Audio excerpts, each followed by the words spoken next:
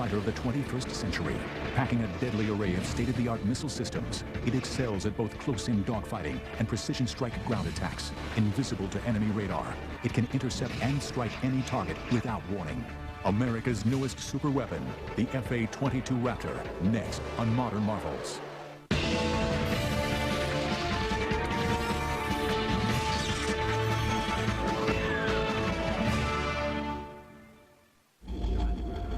(1981). In his first press conference as President of the United States, Ronald Wilson Reagan offered a deal to the Soviet leader Leonid Brezhnev. If Soviet SS-20 missiles aimed at Western Europe were removed, America would not deploy its Pershing II cruise missiles to counter the threat. Throughout the 1960s and 70s, the Soviets developed different missiles to attack in different altitude bands. You couldn't fly under the missile threat. You couldn't fly over the missile threat. You had to deal with the missile threat. One way to do that is to make suppression of enemy air defense, that is destroying the missile sites and the radars, the most important mission for the Air Force. By the 1970s, air dominance had re-emerged as a top priority, and the U.S. Air Force committed to building its first pure air superiority fighter, an aircraft that would eventually become the F-15 Eagle. But just as F-15s became operational in 1978, alarming new evidence suggested that the new fighter's superiority might only be temporary. U.S. reconnaissance satellites passing over a Soviet flight test center north of Moscow discovered new Soviet fighters being tested. One was the agile fighter, the Mikoyan MiG-29. But the other came as a huge shock to Western analysts. It was bigger than the F-15 and far bigger than any previous Soviet-built fighter, the Sukhoi T-10 prototype. At that time, the Soviet Union initiated some very aggressive programs to come up with counters. And both Mikoyan and Sukhoi, both those design bureaus, initiated new aircraft development efforts. And it appeared that they were on a track that would field some very advanced fighters. If the MiG-29 had concerned the American military establishment, the existence of the Sukhoi T-10 set alarm bells ringing. These are very good aircraft. They're aircraft that play in the same league as some of the top NATO aircraft, like Phantom, and ultimately like F-15. The goal is world peace. Just weeks into his first term, America's 40th president increased U.S. defense spending by $32.5 billion and began the rearmament of the United States on a colossal scale. In 1981, the Cold War was getting very warm. As Reagan and Brezhnev squared off, the U.S. Air Force concluded that it urgently needed a replacement for its F-15, an advanced tactical fighter, or ATF, that would have no equal.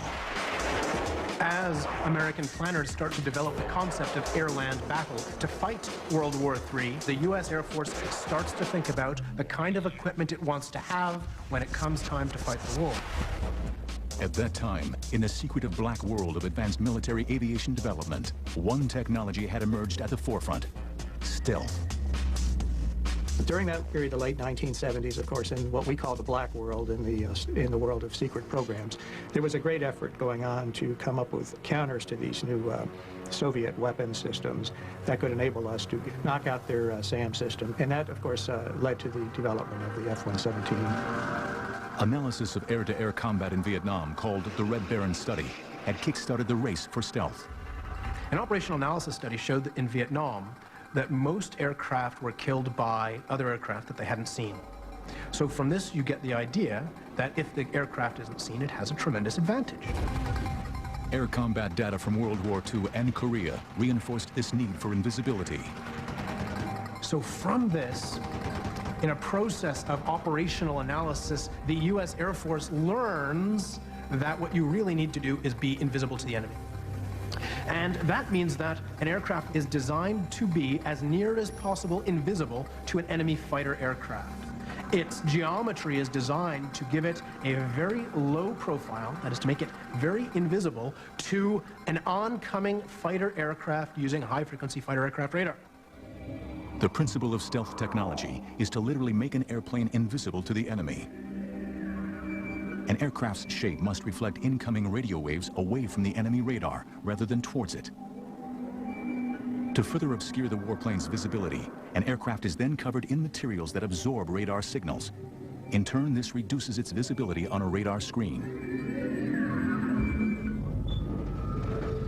Leading the way in stealth technology was Lockheed Martin's Skunk Works. In the late 1970s, stealth wasn't widely known outside of a few companies. The ability to integrate stealth technology, shaping for stealth, and the materials was really only well known in two companies. It was Lockheed and Northrop. In 1977, amid unprecedented security, Lockheed flew a prototype of the world's first stealth fighter. And by the 1980s, during Operation Just Cause, its F-117 helped to destroy General Noriega's regime in Panama.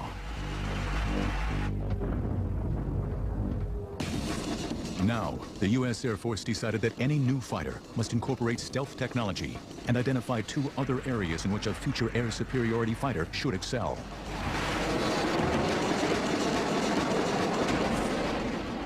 Well, at that stage of the game, it was clear that the Air Force wanted a stealthy fighter. It was also clear that they wanted an airplane that would supercruise, in other words, run supersonically without lighting off the afterburners. And they didn't want to sacrifice any of the classic fighter maneuverability. So they wanted a fighter that, besides all the new technology, would maneuver as well or better than the F-15. In October 1982, representatives from aircraft manufacturers met with the U.S. Air Force and began to identify the specific must-haves for the new fighter. It must be a supersonic cruise aircraft with a combat radius of 700 to 900 miles, with reduced observables if possible. The aircraft would have to be able to operate on a 2,000-foot runway and must be easier to maintain than an F-15. The challenge was issued. Now it was up to the finest aviation manufacturers in the world to respond. The Advanced Tactical Fighter program was about to begin, and the Raptor, America's fifth-generation fighter, was about to be hatched.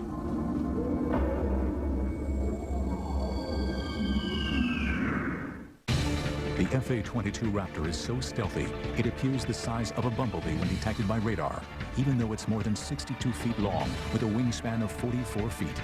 Modern marvels will return in a moment. To me, game day is the most important day of the week. It doesn't matter if it's the big game or tossing the ball around in my neighborhood. I believe that my performance is a reflection of how I take care of myself and how I want to live well. GNC Mega Man Sport Multivitamin helps me do just that. It's balanced nutrition in a proprietary sports blend, enhanced with antioxidants, prostate, and heart support, plus key amino acids, the building blocks for healthy muscles. Game day starts with my Mega Man Sport Multivitamin from GNC. Live well. Okay, on the three-course menu, I'll have the green bean fries, the ribs, and the Oreo cake. Oh, no, wait, the bruschetta chicken parmesan. Mahi-mahi. Maybe I should do the turkey burger. Friday's three-course menu is back with 210 possible combinations to build your perfect meal. Choose from 5 awesome appetizers, 14 amazing entrees, and 3 delicious desserts. Just $12.99. Only at Fridays. Which is why we use the turn signal. All right, who can tell Mr. Leffler why it's dangerous to go fast? The faster you go, the less control you have over your car. Very good, Mr. Edwards, which is why... Well, yeah, because last year at Charlotte, going about 175 off turn 4, Casey got real sideways and just T-boned me right in the door. If I'd have backed it down to, say, 150, 140, he'd have missed me completely. T-boned you. Well done. The NASCAR Busch Series on ESPN2. Season begins Saturday at Daytona. No one of our age has ever taken power, so we're too young to realize that certain things are impossible. I'm going to take off the slave trade. Do it. Blow their filthy ships out of the water. You have passion. That matters more. No matter how loud you shout, you will not drown out the voice of the people! From the makers of Ray comes the first must-see film of the year. A sweeping epic, says Jeffrey Lyons. It's triumphant. Amazing Grace. Rated PG. Opens in theaters everywhere February 23rd. America's changing shape with Dexatrim Max 2.0. Now in 2 delicious new flavors. Gives me and my water a boost. Size 8, here I come. Helps curb cravings. A healthy way to max out your weight loss. Dexatrim Max 2.0. Max out your water. Sunday, the rules will be broken. Iconic predators will fight for their lives. Threatened by outsiders, their environment, and arch enemies. Because even the invincible are vulnerable. On Planet Carnivore. Sunday, starting at 8 on Channel 276, the National Geographic Channel. Dare to explore. Cold sores are gonna clear up. Put on a happy face. Want them gone fast? Get Herpesen L. Unlike other treatments, it helps heal lips fast, soothes skin, and protects lips. Herpesen L. Just put on a happy face. Forensic science meets history to turn myth back into man. We want people to discover the real George Washington. We are using laser technology. A groundbreaking 2-year investigation ends the search for George Washington on Save Our History. Saturday night at 10 on the History Channel. Brought to you by Lowe's. Let's build something together. They were never trained for this. You don't get scared. You get scared afterwards. Their hardware wasn't built to take this kind of firepower. We could rough them up a little bit. It's going to take everything they've got. And that's when we knew that this is it. This is a fight to the finish. Death of the Japanese Navy on Dogfights. Next on the History Channel. We now return to Modern Marvels.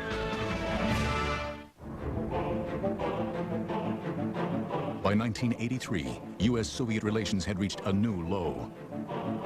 Following Leonid Brezhnev's death, the Politburo, now controlled by ex-KGB boss Yuri Andropov, was labeled by Reagan as the focus of evil in the modern world.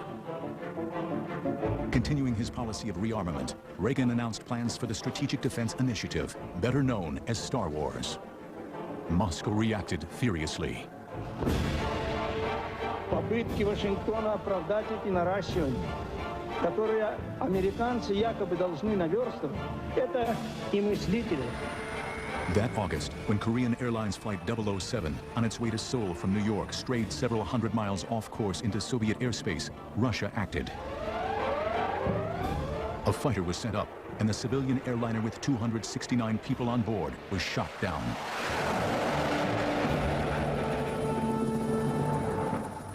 The shooting down of KAL-007 sent shockwaves around the world, straining international relations almost to a breaking point. What can we think of a regime that so broadly trumpets its vision of peace and global disarmament, and yet so callously and quickly commits a terrorist act to sacrifice the lives of innocent human beings? Reagan's reaction to the crisis strengthened U.S. conviction that stealth would now be the prime requirement for America's new fighter.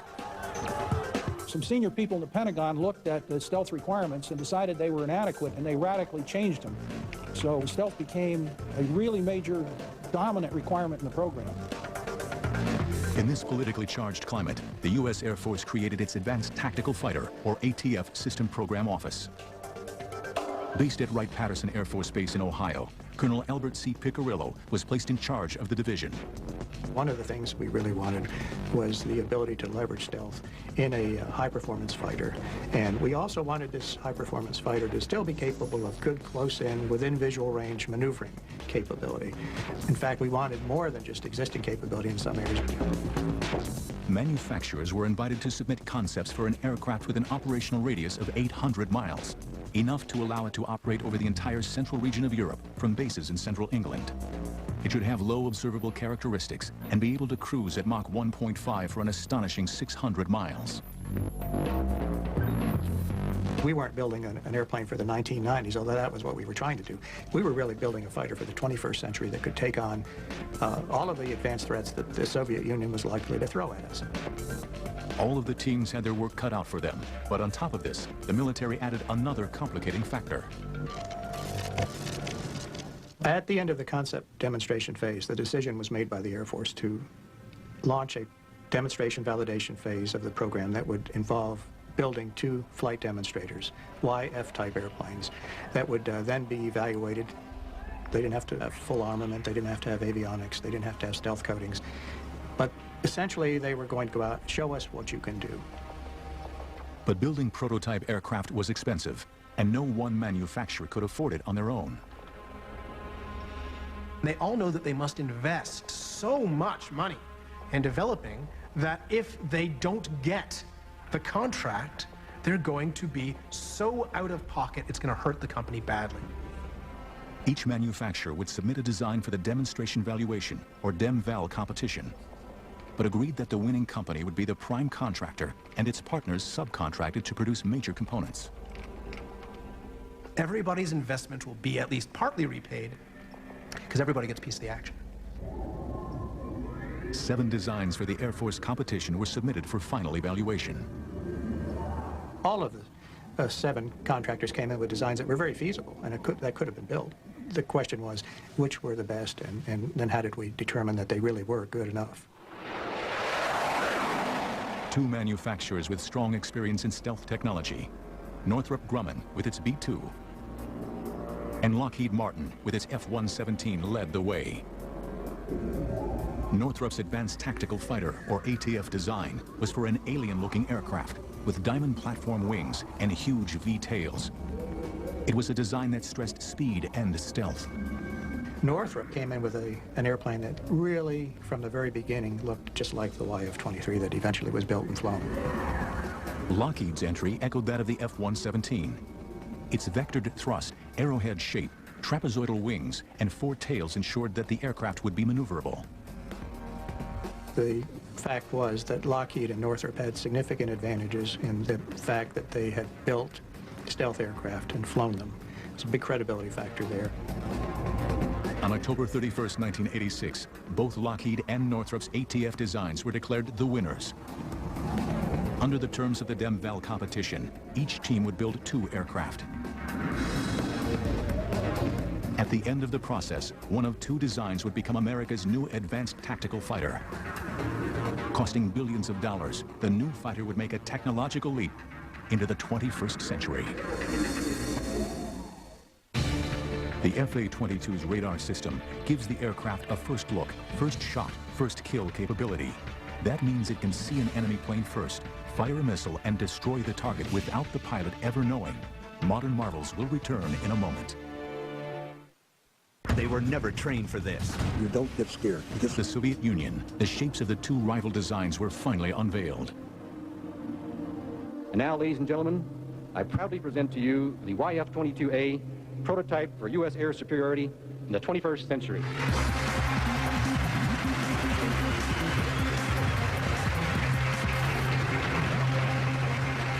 On behalf of the entire team, I am honored to present the YF-23.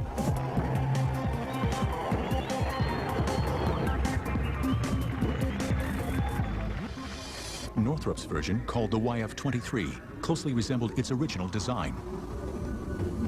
Well, it was the most unusual looking aircraft, very futuristic. It had twin V-tails as opposed to what's called a cruciform, twin verticals and twin horizontals.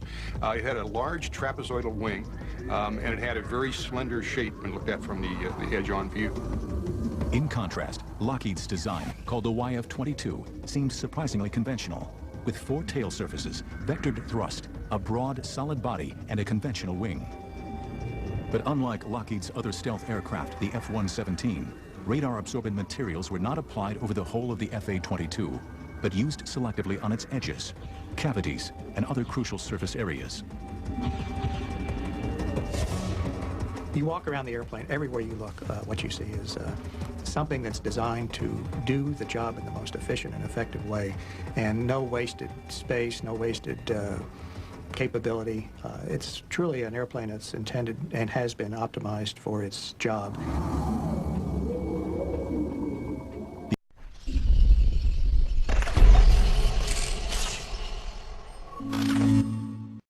The F-22 carries its weapons internally. 4 weapons bays are hidden in the central mid-body section. 6 missiles can be carried in the ventral bays, which are covered with bifold doors. The side bays will each hold 1 Sidewinder missile carried on a trapeze launcher. The mid-body section also houses the fighter's landing gear and complex inlet ducts.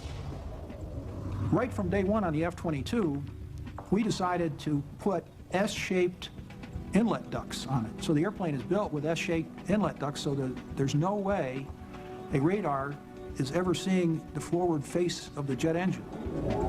Attached to the mid-body is the forebody, which accommodates the cockpit and advanced avionics. Both the YF-23 and the YF-22 are impressive-looking machines, but their performance still needs to be tested. The most crucial stage of the competition is still to come, the flight testing.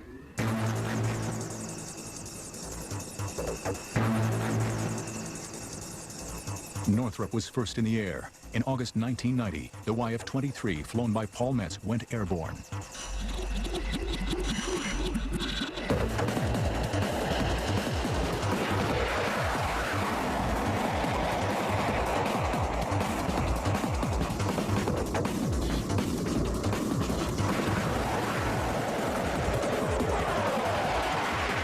test was a huge success. But Lockheed was quick to respond, and on September the 29th, at Edwards Air Force Base in California, Chief Test Pilot Dave Ferguson prepared the Raptor for its maiden flight.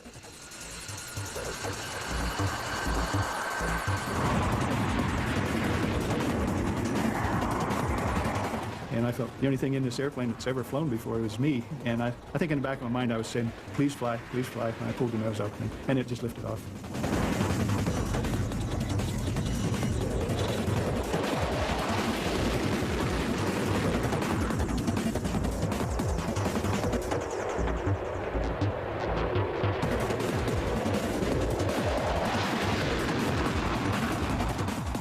I was fully aware we had a wonderful flying airplane, and the handling qualities in the takeoff and landing, or power approach as we call it, were just absolutely superb. When I landed and Sherm met me at the airplane, I said, hey boss, we really have a winner here. The way the F-22 performed was no surprise to anybody who was involved in the program, not at all. I mean, my money has been on the F-22 from early 1985, and it'll be there till I'm gone. Over the next 3 months, the Raptor underwent a whole series of tests. The Air Force required both teams to give them performance projections, and then they were going to actually compare that with what the airplanes actually did in flight, subsonic, supersonic, at different altitudes, and so forth. The winner of this stage would earn a contract for 650 aircraft. The decision would hinge not just on what the contractors promised, but on the Air Force's confidence in their ability to deliver. We expected to get a lot of flying done in the 90 days. We actually got 72 flights out of 2 airplanes in 90 days.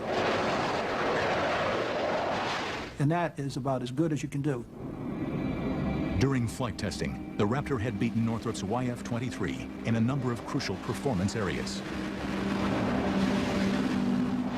We focused on the supersonic testing, including supercruising, and we did something that Northrop didn't do, and that is we did launch a couple of missiles. We launched a Sidewinder out of the internal side bay on our prototype airplanes, and we launched an AMRAAM, long-range air-to-air missile, out of the internal weapon base. The YF-22 had clearly shown that in every category, it was far superior to any existing fighter. The Air Force was very impressed by what Lockheed had done. Their flight test program was very aggressive. They flew hard and fast. They flew many more hours and sorties than Northrop did. And all of that gave the Air Force confidence that they knew what they were doing, high confidence, and they could build a superior airplane. But it would be events in 1991 that would carve out the Raptor's future. 22 minutes after midnight on January 17, 1991, Lockheed's stealth F-117 spearheaded U.S. strikes against Saddam Hussein's regime. The performance of Lockheed's stealth bombers during Operation Desert Storm gave the company and its aircraft some priceless publicity. I think clearly Lockheed was benefited in 1991 by the Gulf War, where the F-117 was a star performer. And there were skeptics of stealth, even as late as that. That had to be beneficial to the program. But another aircraft also emerged from the Gulf War with a glowing reputation.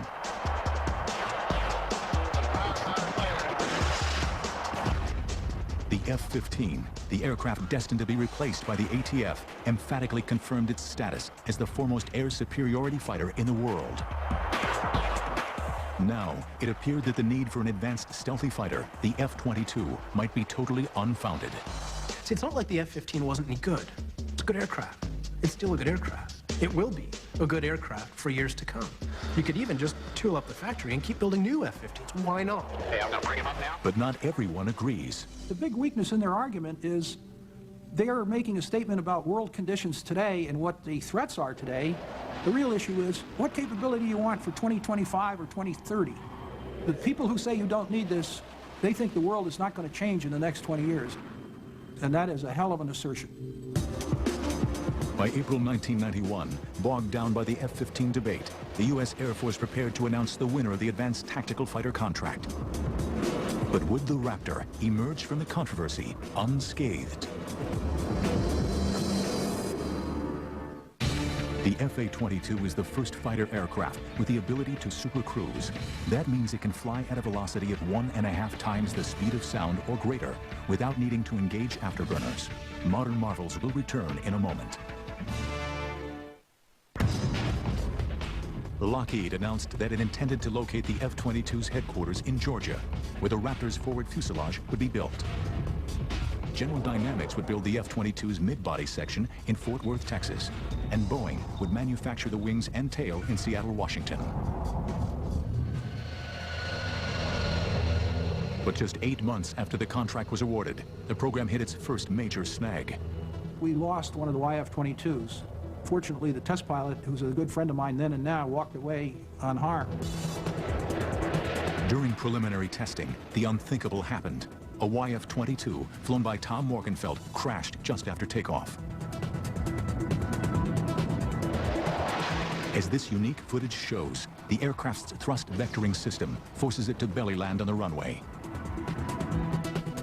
A key element of the Raptor's design, thrust vectoring, uses movable exhaust nozzles to alter the angle of thrust from the two Pratt & Whitney engines. As the Raptor makes its low-level flyby, Tom Morgenfeld keeps the stick forward to keep the nose down. But as the landing gear is retracted, the thrust vectoring engages and pushes the aircraft towards the tarmac. As the pilot struggles to correct this change in direction, the Raptor seesaws. The fundamental error there had nothing to do with the airplane. It had to do with the fact that you don't fly a green airplane and fly it at low speeds, at low altitudes. The cause of that accident was stupidity on the part of the management. It had nothing to do with technology. Despite the loss of the stealth aircraft, the program had achieved its major goals. 10 million man-hours of analysis, 4,000 hours of radar testing, and hundreds of hours of flight testing had gone into the development of the aircraft, even before construction was given the go-ahead. In fact, the F-22 accomplished more flight testing than any other fighter prior to full-scale production. The first F-A-22 built for the U.S. Air Force was unveiled in a ceremony on April 9, 1997, at Lockheed's headquarters in Marietta, Georgia. Now Air Force pilots would get the opportunity to check out the new aircraft for themselves.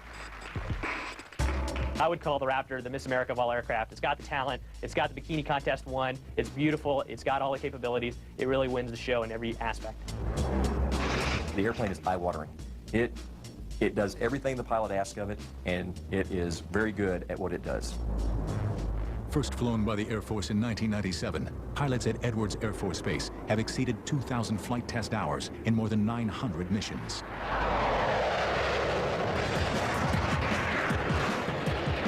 The first time I went out, one F-A-22, me, against 4 F-16s.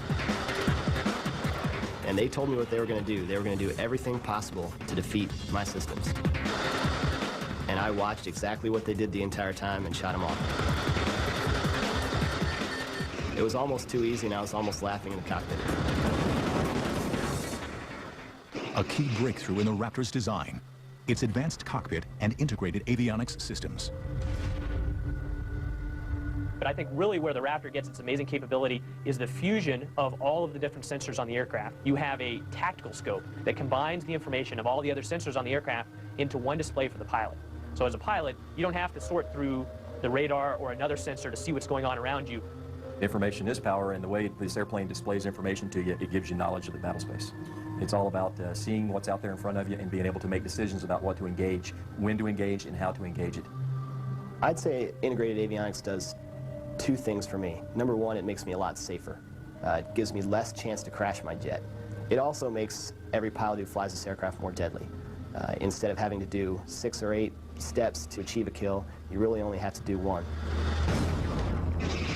The Raptor carries a formidable array of ordnance.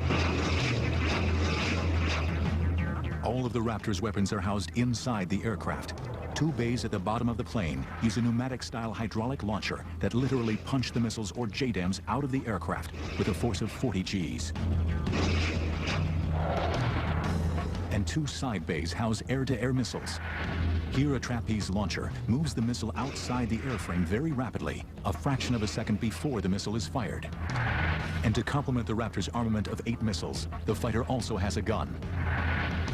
At one point in the evolution of the Advanced Tactical Fighter program, the U.S. Air Force had raised the question of eliminating the gun to save weight.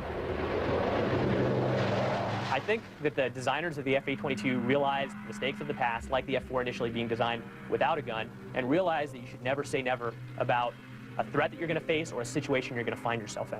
And so the Raptor has designed itself a gun. Will anybody get close enough for us to use the gun? Well, hopefully not, probably not.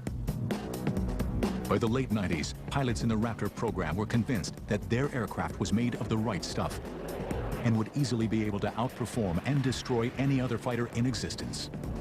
It is the sum of the parts that makes the F-A-22 so capable. Probably most important in my eyes is the stealth. Having an aircraft that nobody can see is just a tremendous, tremendous advantage. The speed, the maneuverability, the precision, all of those factors are incredible also. So when you put everything together, the Raptor's just incredible. But this belief was exclusively based on controlled flight and missile firing exercises. What the Raptor's pilots really needed was combat experience, and they were about to get it. America's untested 5th-generation stealth fighter was about to go head-to-head with a combat-seasoned air superiority fighter, the F-15 Eagle. The Pentagon recently estimated that the total development and production cost of its current plan for 279 Raptors would come to nearly $72 billion. Modern Marvels will return in a moment. Final 2, Modern Marvels.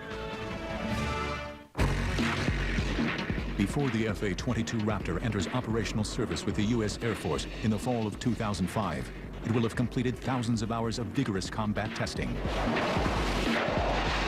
But since Desert Storm, critics of the F-22 program claim that the F-15 Eagle, destined to be replaced by the Raptor, already has the attributes necessary to remain the world's preeminent air superiority fighter well into the new millennium.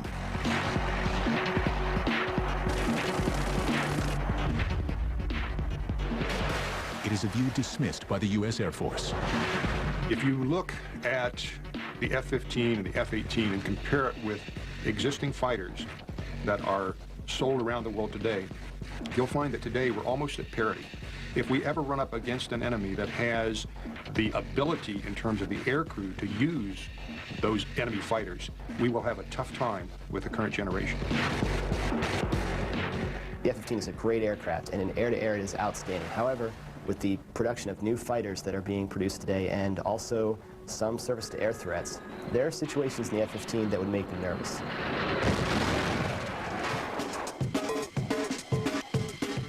In March 2003, supporters of the F-15 got the opportunity to see whether or not the Eagle was still the best fighter in the sky.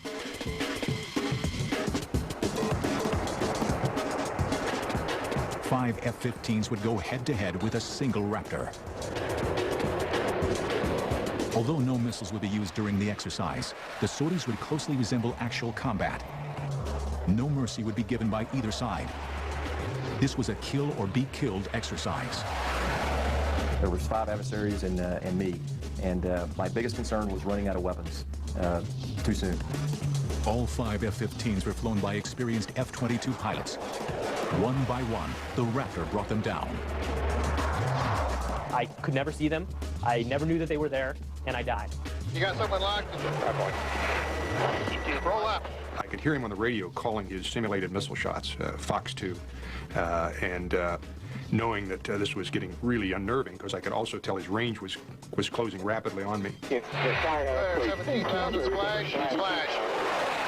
I don't think anybody ever saw me the entire time that while we were out in the airspace. Bandit, bandit. Fox. Fox. Could not find him, no matter what I did, and the next time was when he flew directly over the top of my airplane. I saw him visually. Well, in 3, 2, 1, snap. I know firsthand from flying the Raptor against other aircraft and flying other aircraft against the Raptor that it's like clubbing baby seals. It's so easy. The first indication you have that an F-A-22 is out in your area of responsibility is when you are in your parachute heading down towards Earth and your jet is falling a little bit faster than you are. In combat testing with F-15s, the F-A-22 Raptor had emphatically proven its doubters wrong. There have been times when the Raptor has gone up 2 versus 8 against F-15s, and it ends up being boring for the adversaries because no matter what they do, they die. Having flown the F-15 and now having flown the Raptor and seen combat, I would not want to be on the receiving end of what the F-A-22 is capable of. We will take on anything, any combination of the latest aircraft that we can throw at ourselves, and we usually win. To date, 27 F-A-22 Raptors have been delivered to the U.S. Air Force and are in limited operation at Edwards, Nellis, and Tyndall Air Force bases. Many more will follow. The Air Force has agreed to a final production run of almost 300 aircraft. I think 300 F-A-22s will tip the scales of any conflict in our favor. I think that any country who sees 300 F-A-22s flying towards it has got to get a little nervous. Lockheed expects a full production rate of 60 aircraft a year.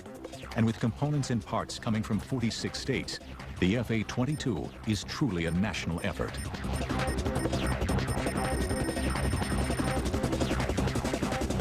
Costing a massive $93 million each, the Raptor is certainly the world's most expensive fighter aircraft. But for many, it is money well spent. Yeah, this is something special. This is not like an F-15 on steroids or an F-16 on steroids. This is the real thing with a leap of technology that's orders of magnitude better than what we have now. The interesting thing about the F-22, though, is it is a fixed volume with an infinitely increasing ability in terms of its computer capabilities. If you think about the airplane, it has fixed holes in the sides of the fuselage where computers sit today. In the future, there will be more computer capacity that requires less power going in that same physical hole. So the F-A-22, over the course of its life, will only become a more and more flexible and more potent machine as computer capacity increases. America's F-A-22 Raptor was created out of the Cold War fear that Russian-made fighters would sweep aside the F-15. But the world has changed since the frigid days of the Cold War. The Soviet Union no longer exists, and the F-15 has more than earned the fear and respect it commands as the current frontline fighter for the U.S. Air Force. But the Raptor, Lockheed's F-A-22, looks set to carry U.S. Air Force doctrine well into the 21st century. I'd be terrified to go into the arena with something like that. I really would. I've been on the receiving end of it in testing and mentally translated myself to what if this was combat, and it is a unnerving and a disquieting feeling to fly in the same airspace with one of these airplanes.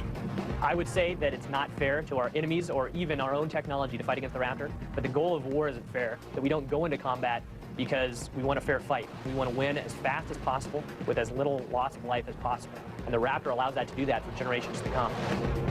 In today's changing world, there are few certainties.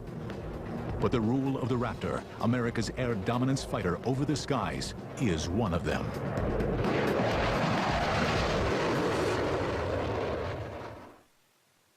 It's lopsided battles in naval history. On one side, the Yamato, the world's biggest battleship. On the other side, America's Taffy 3. Not the world's biggest battleship. But don't place your bets yet, because the outcome is quite unexpected. Death of the Japanese Navy on dogfights. Next, on the History Channel.